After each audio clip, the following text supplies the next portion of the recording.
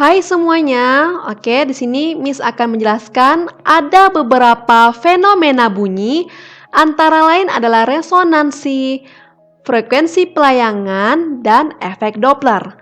Oke, resonansi sudah Miss jelaskan sebelumnya itu pada dawai atau senar, kemudian pipa organa terbuka dan pipa organa tertutup. Maka di sini Miss akan menjelaskan hanya frekuensi pelayangan dan efek Doppler.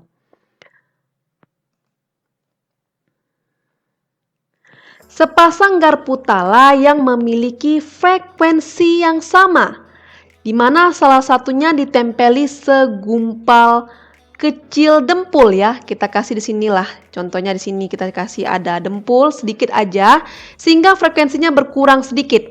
Karena dia sedikit di dempulnya maka frekuensi pada garpu tala ini pun berkurang dikit. Pertanyaannya, apakah yang terjadi ketika kedua garpu tala tersebut digetarkan serentak? Jadi, ketika kedua garpu tala ini dipukul secara bersamaan, tapi salah satu frekuensinya berkurang dikit, ya, itu akan terjadi yang namanya peristiwa penguatan dan pelemahan bunyi akibat superposisi dua gelombang yang memiliki frekuensi dengan perbedaan yang relatif kecil. Ya, jadi bagaimana Miss cara menentukan frekuensi pelayangan tersebut? Untuk frekuensi pelayangan itu rumusnya adalah Fp sama dengan mutlak F1 dikurang F2. Ya, tanda kurung berdiri ini maksudnya adalah tanda mutlak. Jadi selisih antara dua frekuensi tidak memperhatikan tanda positif atau negatif. Ya, yang artinya apapun nanti hasilnya tetap positif.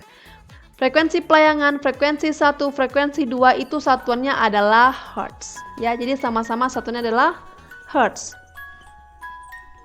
Contoh soal, jika dua buah sumber bunyi masing-masing dengan frekuensi 1000 Hz dan 1016 Hz berbunyi dengan serentak, maka akan timbul pelayangan bunyi dengan frekuensi seperti biasa kita buat dulu diketahui. Ada dua buah sumber bunyi frekuensi 1, berarti ada benda pertama itu F1-nya adalah 1000 Hz. Untuk benda kedua, F2-nya adalah 1016 Hz. Pertanyaannya berapakah frekuensi pelayangannya ya atau Fp. Ya, kita gunakan rumus Fp sama dengan F1 kurang F2. Oke, ini tinggal masukin aja ya. Silakan dicari. Ketika alat penggetar digerakkan ke sebelah kanan, mengapa bentuk gelombang di bagian kanan itu lebih rapat dibandingkan dengan bentuk gelombang di bagian kiri? Ya, ini menunjukkan bahwa frekuensi gelombang yang searah dengan arah gerak alat getar menjadi lebih tinggi dibandingkan dengan frekuensi gelombang yang dijauhi oleh alat getar. Hal ini mengakibatkan panjang gelombang yang searah dengan alat getar menjadi pendek dibandingkan dengan yang dijauhi oleh alat getar.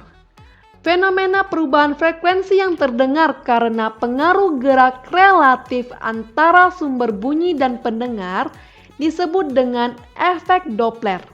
Oke, sini kita bisa lihat sumber bunyi yang mendekati pendengar, maka frekuensinya jadi lebih tinggi, menghasilkan bunyi yang lebih kuat didengar oleh pendengar. Sedangkan pendengar yang dijauhi oleh sumber bunyi, maka dia akan mendengarkan bunyi yang lemah. Karena itu frekuensinya lebih kecil. Ya, jadi terjadinya efek Doppler dapat diaplikasikan sebagai radar untuk menentukan kecepatan sebuah kendaraan di jalan raya. Oke, jadi rumusnya adalah Fp sama dengan V plus minus Vp per V plus minus Vs kali Fs. Di mana Fp adalah frekuensi pendengar, satuannya Hertz. Kemudian Fs frekuensi sumber, ya.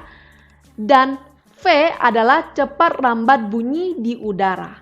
Itu biasanya diketahui di soal bisa jadi 330 meter per second atau 340 meter per second. Kemudian Vp adalah kecepatan pendengar dan Vs adalah kecepatan sumber, satuannya meter per second. Oke, plus minus ini apa artinya Miss? Di sini Miss akan bahas, ya. Jadi syaratnya ketika VP, kecepatan pendengar ini positif, itu artinya pendengarnya mendekati sumber, ya. Jika pendengar mendekati sumber, maka VP-nya bernilai positif. Jika sumbernya yang menjauhi pendengar, itu juga positif. Jadi nilai positif adalah pendengar mendekati sumber dan sumber menjauhi pendengar. Ya, itu tergantung di soal kondisinya. Jika pendengar yang menjauhi sumber itu negatif dan sumber mendekati pendengar, tandanya juga negatif. Oke, Miss kasih soal. Sebuah sumber bunyi dengan frekuensi 1200 Hz bergerak dengan kecepatan 20 meter per second, mendekati seorang pengamat yang bergerak menjauhi sumber bunyi dengan kecepatan 10 meter per second.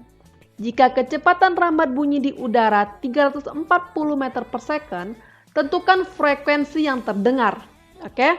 Di sini kita bisa lihat bahwa sumber bunyi ini mendekati seorang pengamat, tapi dia bergerak menjauhi dari sumber bunyi. Ya, sumber bunyi di sini adalah mobil. Ya, jadi dia menggunakan sirinenya, sedangkan pendengar ini menjauhi si sumber. Oke, pertama kita buat dulu diketahuinya. Sebuah sumber bunyi dengan frekuensi 1200 Hz, berarti Fs-nya 1200 Hz. Kemudian dia memiliki kecepatan, berarti Vs-nya sama dengan 20 meter per second.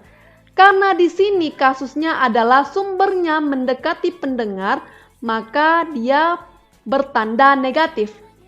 Untuk pendengar yang menjauhi sumber, yaitu VP itu sama dengan minus 10 meter per second. Karena dia menjauhi, maka tanda untuk VP-nya, untuk kecepatan pendengar adalah negatif. Jadi negatif 10 meter per second. Diketahui lagi cepat rambat bunyi di udara yaitu 340 meter per second. Pertanyaannya, berapakah frekuensi yang terdengar? Berarti berapakah FP-nya, frekuensi pendengar? Kita gunakan rumus besarnya adalah ya seperti ini. Tapi udah nggak ada lagi tanda plus minusnya. Kenapa? Karena VP-nya sudah kita ketahui tandanya adalah negatif. Di sini kan kasusnya si pendengar menjauhi sumber, maka dia negatif. Kemudian sumbernya yang mendekati pendengar, maka juga negatif. Jadi tinggal masukin angkanya dan tentukanlah hasilnya. Oke, sampai sini kerjakan soal-soal di Edmodo. Jika masih kurang mengerti, silakan tanyakan ke Miss. Oke, bye-bye.